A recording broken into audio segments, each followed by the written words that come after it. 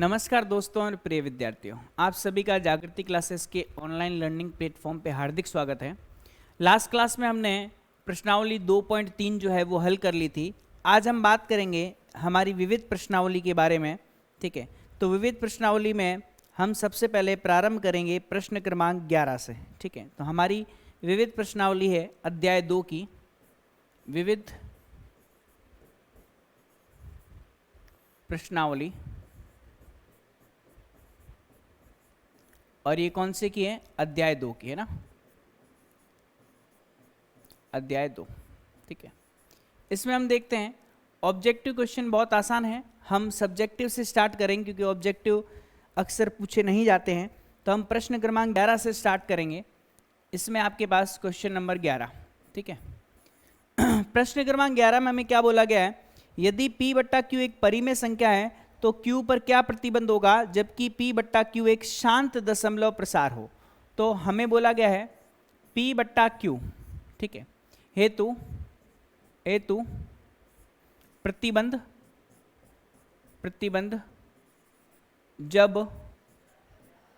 जब यह एक शांत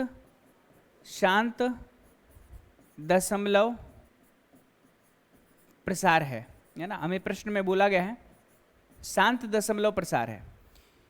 तो अब देखिएगा, सबसे पहली चीज q का जो मान है वो 0 नहीं होना चाहिए, जो कि हमें सभी को पता है। ठीक है, पहली कंडीशन ये होगी। और दूसरी कंडीशन क्या होगी?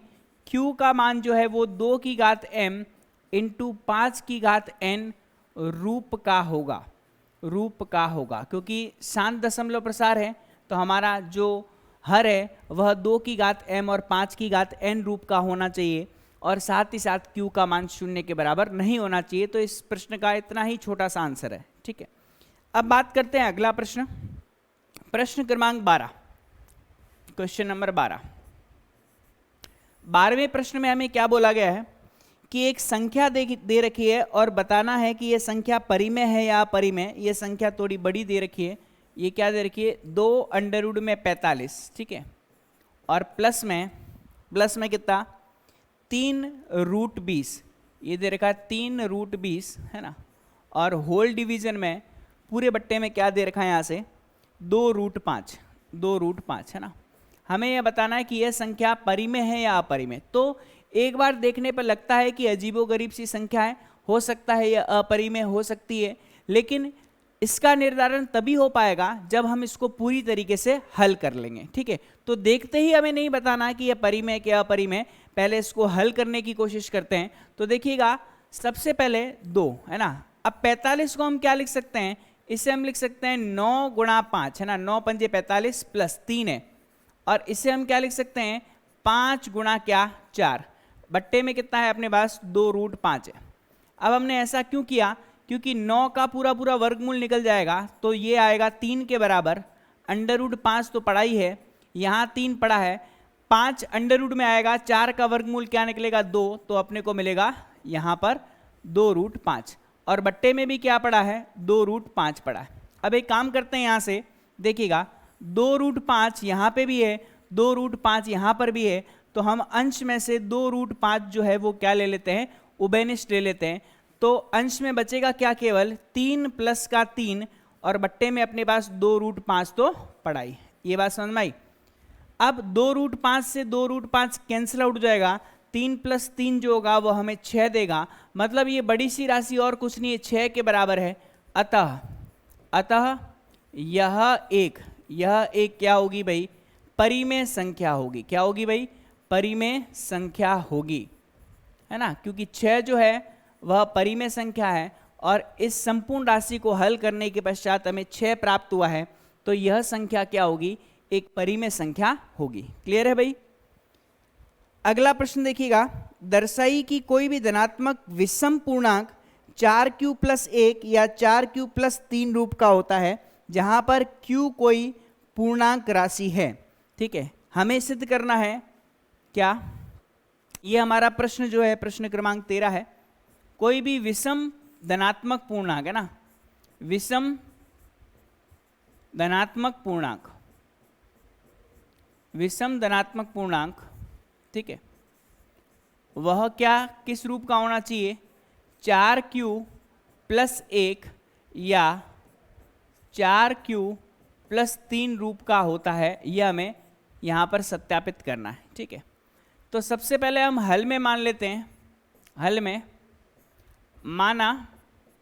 माना दो संख्याओं, दो धनात्मक पूर्णांकों, है ना, संख्याओं में भी क्या, दो धनात्मक पूर्णांकों a एवं b हेतु, है ना, a एवं b हेतु। अब थोड़ा सा दिमाग लगाइए, हमें यहाँ पर इन दोनों स्टेटमेंट को हल करना है, तो हम यहाँ पर किसका प्रयोग करेंगे, यूक्लिड विभाजन प्रमेय का लगाएंगे या यूक्लिड विभाजन एल्गोरिथम लगाएंगे। आप खुद बताइए, यूक्लिड विभाजन प्रमेय का लगेगी कि यूक्लिड विभाजन एल्गोरिथम लगेगी। तो हमने पहले भी देखा है ऐसे केसेस में क्या आता है, यूक्लिड विभाजन प्रमेय का आता है। तो हम क्या लिखेंगे, यूक्लिड विभाजन प्रमेय का से ना, यूक्लिड विभाजन क्या लिखेंगे, प्रमेय का लिखेंगे ना, प्रमेय का से। क्या होती है भाई यूक्लिड विभाजन प्रमेय का, a बराबर बी क्यू प्लस आर होता है, जहां पर r का जो मान है वह 0 से b के मध्य होता है। 0 को सम्मिलित करना है, लेकिन हम b को यहां पर सम्मिलित नहीं करेंगे। बात समझ में आ रही है? अब देखेंगे यहां पर इस b को गौर से देखो और इस 4 को गौर से देखो, तो q के गुणा में कितना है, b है, यहां पर q के गुणा में कितना है, 4 है, तो हम मानेंगे, है ना। आपको पता है ना भाई b कैसे मानते हैं, माना b बराबर क्या लेते हैं, 4 लेते हैं। तो इसका मतलब क्या होगा, r का जो मान होगा वो 0 और 4 के मध्य होगा। कहने का मतलब है कि r जो प्राप्त होगा, एक तो 0 प्राप्त होगा, एक 1 प्राप्त होगा, एक 2 प्राप्त होगा, एक 3 प्राप्त होगा। मैंने आपको पहले भी बताया है r का मान 0 और 4 के मध्य है, मतलब r का मान 0, 1, 2, 3 लेना है। 4 सम्मिलित नहीं होता, लेकिन 0 सम्मिलित होता है। यहां तक क्लियर हो गया होगा सभी को। अब हम क्या करेंगे, इसमें केस बनाएंगे ना, सारे केसेस बनाएंगे। तो देखिएगा, सबसे पहले केस नंबर पहले में b बराबर 4 और r बराबर 0 रखने पर, है ना, रखने पर, तो देखिएगा हमारे पास आएगा a बराबर 4q प्लस का कितना, 0 आएगा। ठीक है, तो ये अपने को प्राप्त हो जाएगा a बराबर 4q। क्लियर है? a बराबर 4q का मतलब है a को मैं क्या लिख सकता हूं, 2 इंटू 2q लिख सकता हूं। तो यहां पर a जो आएगा वह क्या आएगा, सम संख्या आएगा। क्या आएगा भाई, सम संख्या है, क्योंकि हम देख सकते हैं कि यह 2 जो है वो इसका एक गुणनखंड है। इसका मतलब यह संपूर्ण पद जो होगा वो 2 से विभाज्य होगा, मतलब यह क्या है, एक सम संख्या है। ठीक है, अब केस नंबर 2 में हम क्या लेंगे, b बराबर 4 और r बराबर 1 रखने पर, है ना, रखने पर, तो हमें क्या प्राप्त होगा, यहां से a बराबर 4q प्लस का कितना, 1, a बराबर 4q प्लस का 1। चूंकि हम जानते हैं, चूंकि 4q एक सम संख्या है, तो हम बोल सकते हैं ना कि 4q प्लस 1 जस्ट उसके बाद का अंक, जैसे मान लो 10 है तो 10 में 1 जोड़ेंगे तो 11 क्या आएगा, विषम आएगा। 20 है, 20 में 1 जोड़ेंगे तो 21 क्या आएगा, विषम आएगा। तो 4q अगर सम है तो 4q प्लस 1 क्या होगा, विषम संख्या होगी। क्या होगी, विषम संख्या होगी। क्लियर है भाई, ये चीज आपको समझ में आ गई होगी। अब हम लेते हैं case number third. Case number third में हम क्या लेंगे, b बराबर 4 लेना है और r बराबर क्या लेना है हमें, 2 रखने पर, है ना, 2 रखने पर। तो देखिएगा क्या प्राप्त होगा, a बराबर हमें यहां पे प्राप्त होगा 4q प्लस का कितना, 2। a बराबर कितना, 4q प्लस का 2। अब हम क्या कर सकते हैं, यहां पर इसमें से 2 बेनिस ले लो तो क्या प्राप्त होगा, 2q प्लस 1। ठीक है, चूंकि यह 2 से विभाज्य है, 2 से विभाज्य है, मतलब a जो है वह क्या है, सम संख्या है। इस केस में, केस नंबर थर्ड में a क्या आएगा भाई, सम संख्या आएगा। यहां तक क्लियर हो गया आपको। पहले में सम आया, दूसरे में विषम आया, तीसरे में सम आया। अब नेक्स्ट में देखेंगे हम, नेक्स्ट में हमारा लास्ट केस, केस नंबर 4 है ना, केस नंबर 4। केस नंबर 4 में हम क्या लेंगे, b बराबर 4 और r बराबर 3 रखने पर, है ना, रखने पर तो हमें क्या प्राप्त होगा, b बराबर 4 और r बराबर 3 रखने पर, तो a बराबर हमें प्राप्त होगा 4q प्लस का r का मान कितना है, 3 है।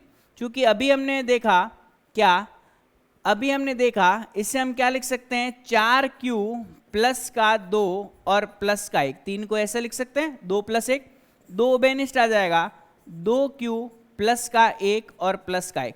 तो यह पद सम है, सम में एक जोड़ेंगे तो क्या आएगा, विषम आएगा। तो इस केस में a जो है वह a एक विषम संख्या है, a एक क्या है, विषम संख्या है, ठीक है। क्योंकि यह पद सम है, सम में एक जोड़ोगे तो क्या आएगा भाई, विषम आएगा। तो a जो है वो क्या है, एक विषम संख्या है। इसका मतलब आप देख सकते हो केस नंबर 2 4q प्लस 1 विषम आ रहा है और 4q प्लस 3 जो है वो विषम आ रहा है। अतः हम बोल सकते हैं अतः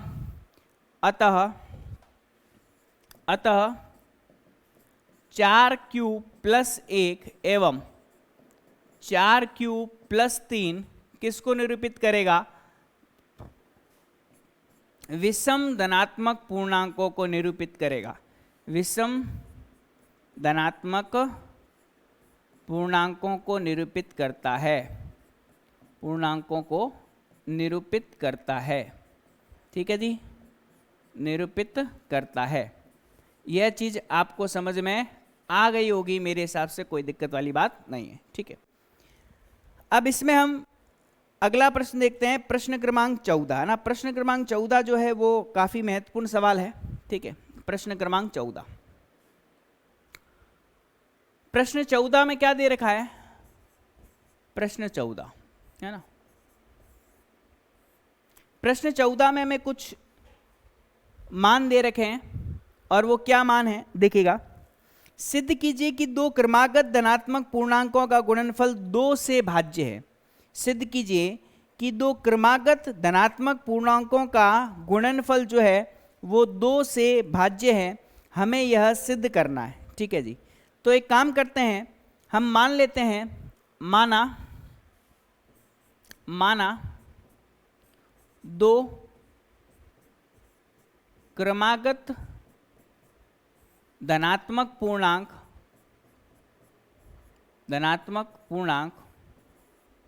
जो है वह n एवं n प्लस 1 है, n एवं n प्लस 1 है, ठीक है जी। अब एक चीज और आपको ध्यान रखनी है, और हमें बोला गया है सिद्ध करना है,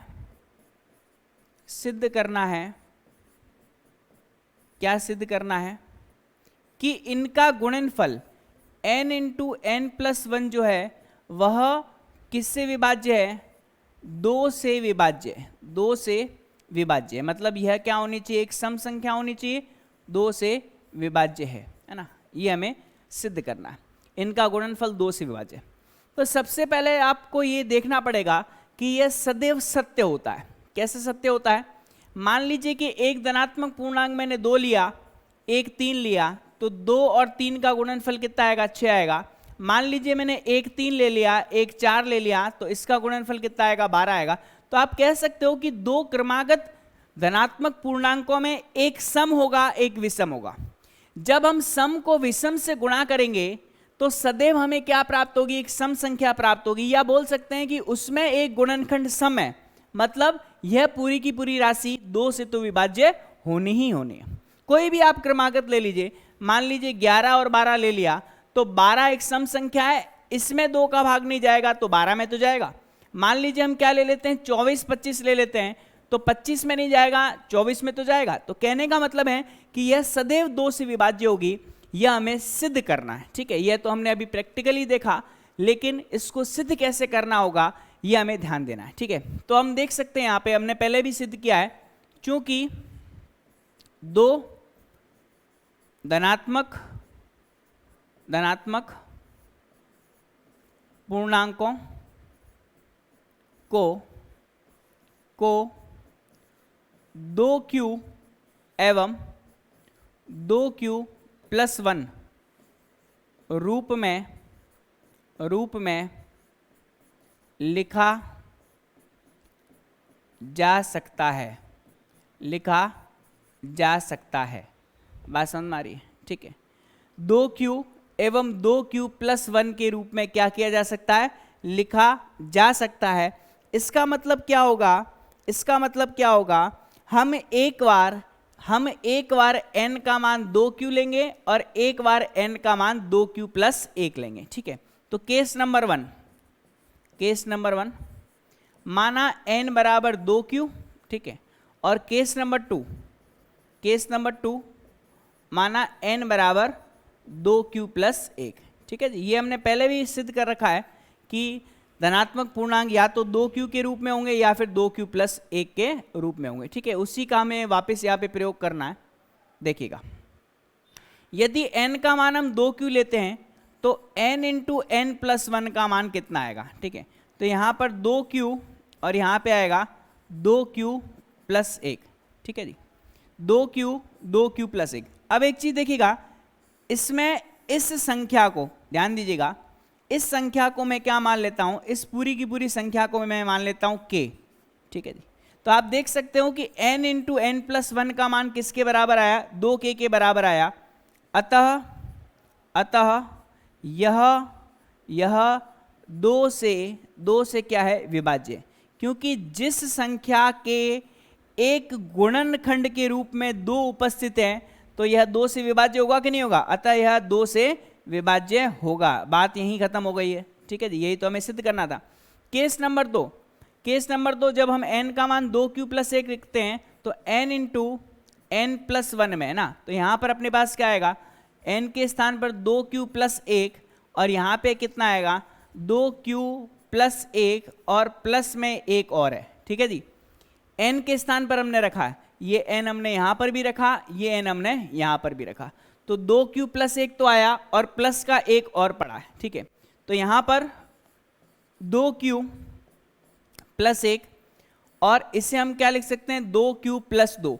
अब इसमें से 2 उभयनिष्ठ आ रहा है भाई, है ना, तो 2 जैसे मैं उभयनिष्ठ लूंगा, यहाँ 2q प्लस 1 पड़ा है, यहाँ पर कितना पड़ा है, q प्लस 1 पड़ा है। इस राशि को मैं मान लेता हूँ k डैश, तो ये कितना आ जाएगा, 2 इंटू k डैश के बराबर।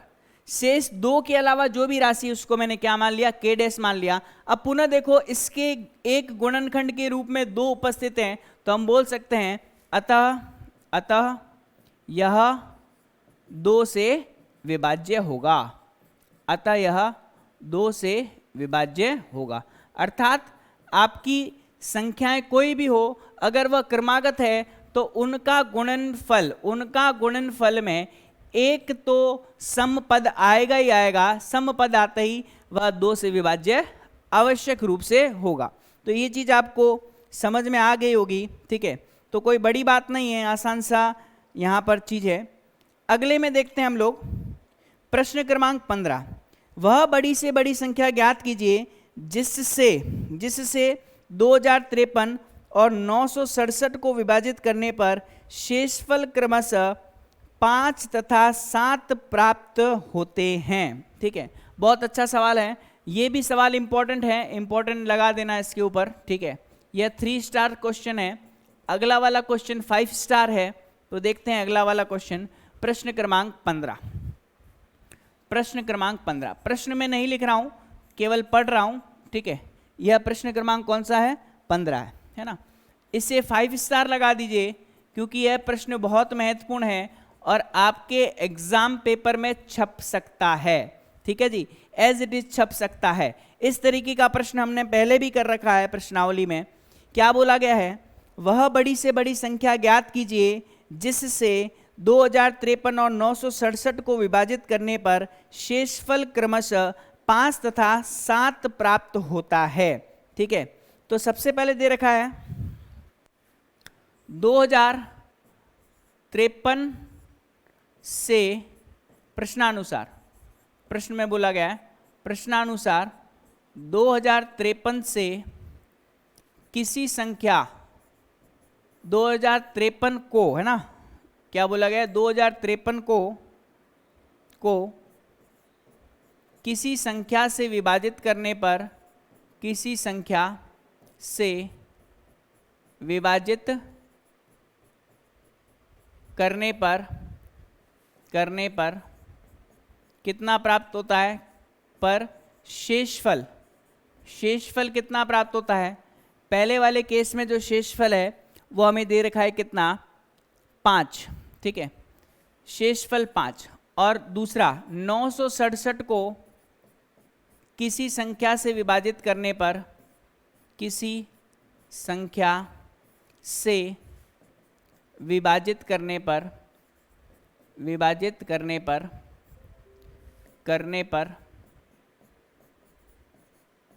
शेषफल, शेषफल क्या हमें प्राप्त होता है, 7। इसका मतलब यदि 2053 में से 5 घटा दूं और 967 में से 7 घटा दूं तो इन दोनों संख्याओं में उस संख्या का पूरा पूरा भाग जाएगा। शेषफल बचने का मतलब क्या होता है, शेषफल बचने का मतलब यह है कि पूरा पूरा भाग नहीं जा रहा। अगर वो शेषफल उसमें बचे ही नहीं, अगर वह शेषफल उसमें बचे ही नहीं तो भाग पूरा पूरा जाएगा, नहीं जाएगा। जैसे मैं ये बोलता हूं कि अगर मुझे 7 में 2 का भाग देना है, 3 बार जाएगा, 6 बचेगा और यहां पर शेषफल 1 आएगा। इसका मतलब अगर इस शेषफल को पहले से मैं इसमें से माइनस कर दूं, मतलब 7 में से 1 जाएगा तो कितना, 6। अब 6 में अगर 2 का भाग दूंगा तो शेषफल कितना आ जाएगा, 0। इसका मतलब यह है कि अगर 5 को 2053 से घटा दें और 7 को 967 में से घटा दें तो इसका अर्थ यह होगा कि उस संख्या का घटाने के पश्चात प्राप्त संख्या में पूरा पूरा भाग जाएगा, है ना। बात समझ में आ रही। तो हम बोल सकते हैं यहां पर अतः और वह संख्या कौन सी है, बड़ी से बड़ी संख्या है। अतः 2053 माइनस का 5, ठीक है, ये हमें कितना प्राप्त होगा, ये प्राप्त होगा हमें 2048 के बराबर, ठीक है। और दूसरा 967 माइनस का 7, तो ये अपने को प्राप्त होगा 960 के बराबर। तो हम बोल सकते हैं HCF ऑफ 2048, 960 जो होगी वह बड़ी से बड़ी संख्या होगी, वही बड़ी से बड़ी संख्या होगी, बड़ी से बड़ी संख्या होगी, ठीक है, बड़ी संख्या होगी। क्लियर है भाई सभी को, है ना। अब हमें कुल मिला के क्या करना है, इन दोनों संख्याओं का HCF ज्ञात करना है। HCF ज्ञात करने के लिए हमें क्या करना पड़ेगा, HCF ज्ञात करने के लिए हमें एक काम करना पड़ेगा कि इनके अभाज्य गुणनखंड करने पड़ेंगे, ठीक है। तो 2048 के अभाज्य गुणनखंड भी करने पड़ेंगे और 960 के भी अभाज्य गुणनखंड करने पड़ेंगे। तो देखते हैं भाई, जल्दी से इसको खत्म करते हैं। यहाँ अपने पास आएगा 2, यहाँ प्राप्त होगा 2 और यहाँ प्राप्त होगा 24, ठीक है। 2 से भाग देंगे 5 आएगा और 12 दूनी 24 होता है। 2 से भाग देंगे हमें प्राप्त होगा 2 दूनी 4, यहाँ पे आएगा 2 पंजे 10 और यहाँ पर 2 छिंग 12। पुनः 2 से भाग देंगे 1 आएगा, 2 दूनी 4, 2 अट्ठे 16। पुनः 2 से भाग देंगे ये 6 आएगा, ये 4 प्राप्त होगा। पुनः 2 से भाग देंगे तो हमें कितना प्राप्त होगा, 2 तिया 6, 2 दूनी 4, ठीक है। नेक्स्ट में और भाग जा रहा है, 2 से भाग देंगे तो ये कितनी बार जाएगा, 16 बार।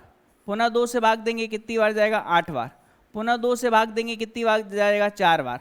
पुनः 2 से भाग देंगे कितनी बार, 2 बार। पुनः 2 से भाग देंगे कितनी बार, 1 बार। इसका मतलब हम लिख सकते हैं 2048 को हम क्या लिख सकते हैं, ये 2 आप देख सकते हैं कितनी बार आया, 1 2 3 4 5 6 7 8 9 10 11। तो ये अपने पास कितना आएगा, 2 की घात 11 के बराबर। हालांकि आपको ध्यान में रखना चाहिए कि 1000 जो 24 होता है वो 2 की घात 10 के बराबर होता है। अब 960 को अगर हम हल करें ना, 960 को अगर हम हल करें तो देख सकते हैं कि इसके अभाज्य गुणनखंड निकालने हैं। तो सबसे पहले हम 2 से भाग देंगे, ठीक है। तो कितनी बार जाएगा, 2 चौक 8 और 2 अट्ठे 16, 480।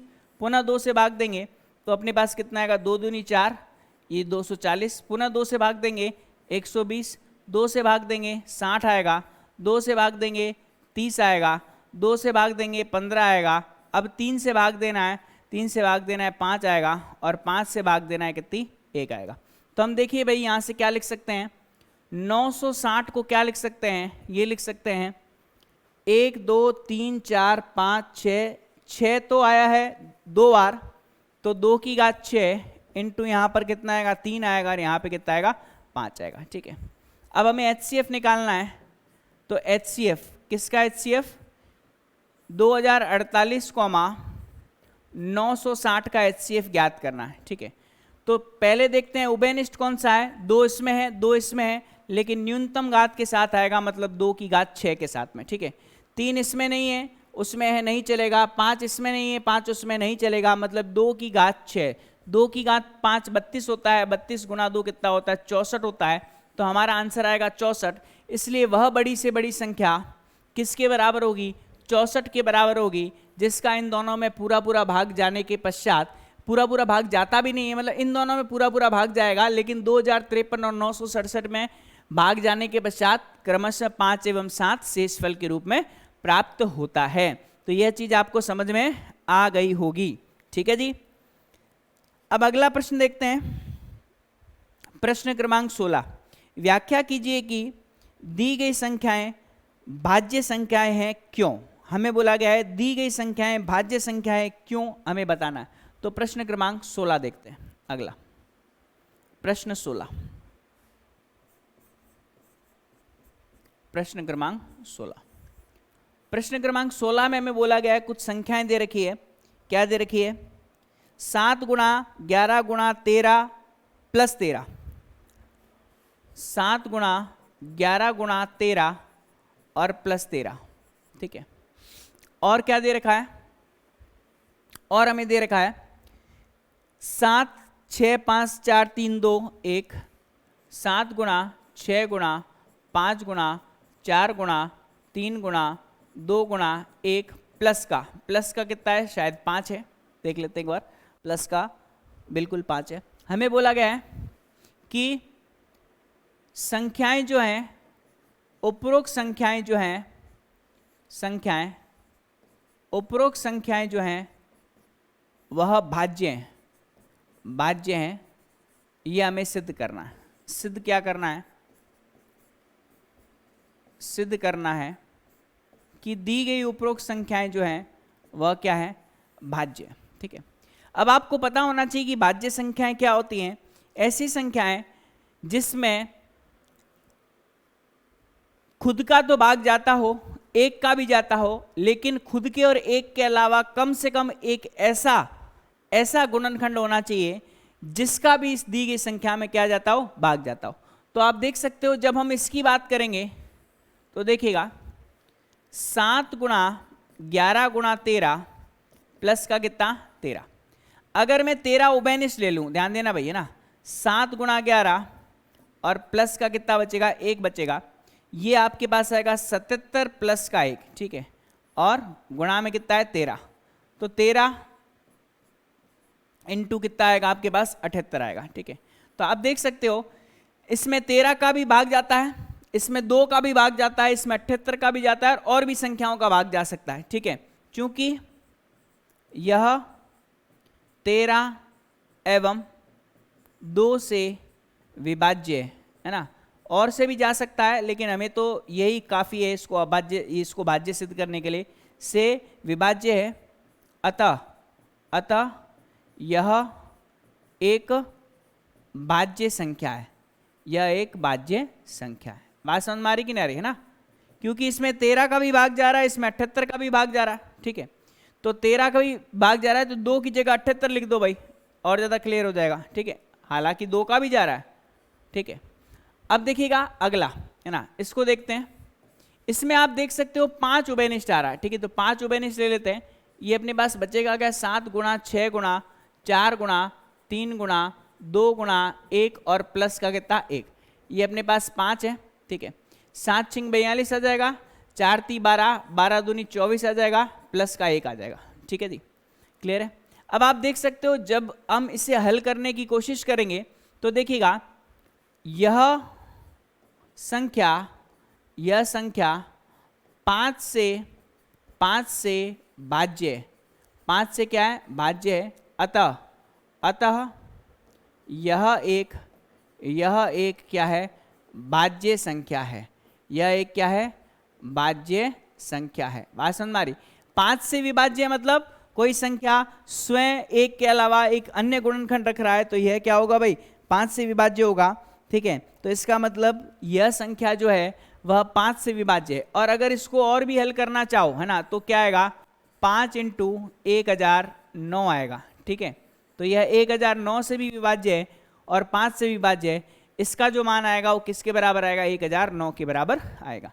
तो इस प्रकार से हम बोल सकते हैं कि ये दोनों संख्याएं एक भाज्य संख्या को निरूपित करती है। बात समझ में आई सभी को? नेक्स्ट देखते हैं प्रश्न क्रमांक 17वां। ठीक है, प्रश्न क्रमांक 17 को देख लेते हैं।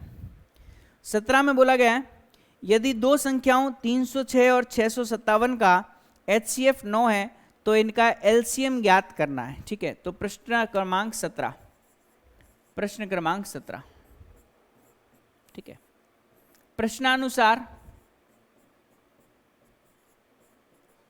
प्रश्नानुसार हमें बोला गया है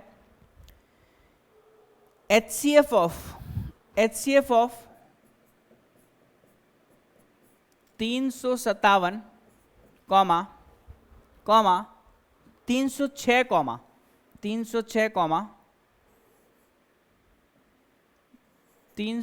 कॉमा 500 657 है ना, 657 है ना। इसका हमें HCF दे रखा है किसके बराबर, 9 के बराबर है। ठीक है, 9 के बराबर है, तो हमें इनका LCM ज्ञात करना है। LCM ज्ञात करना मतलब 306 कॉमा 657 का हमें LCM जो है वो ज्ञात करना है। ठीक है, चूंकि हम जानते हैं, चूंकि दो संख्याओं HCF of A, B into LCM of A, B है ना, इसका मान किसके बराबर होता है, A इंटू B के बराबर होता है। दो संख्याओं के लसअप और मसअप का गुणनफल उन संख्याओं के गुणनफल के बराबर होता है। तो आप देख सकते हैं HCF का मान तो हमें दे रखा है 9 के बराबर। ठीक है, LCM जो है वो हमें ज्ञात करना है। LCM ज्ञात करना है मतलब 306 कॉमा 657 है ना, बराबर A इंटू बी। A का मान कितना है भाई, 306 इंटू B का मान कितना है भाई, 657। अब हम क्या करेंगे भाई, LCM ज्ञात करने के लिए इस 9 का भाग देंगे, है ना, इस 9 का भाग देंगे, तो ये 306 इंटू 657 में ना सॉरी, बट्टे में कितना आएगा, 9। ठीक है जी, यहां तक क्लियर हो गया भाई। अब जैसे हम क्या करेंगे, 9 का भाग देंगे तो देखिएगा हमें क्या प्राप्त होता है।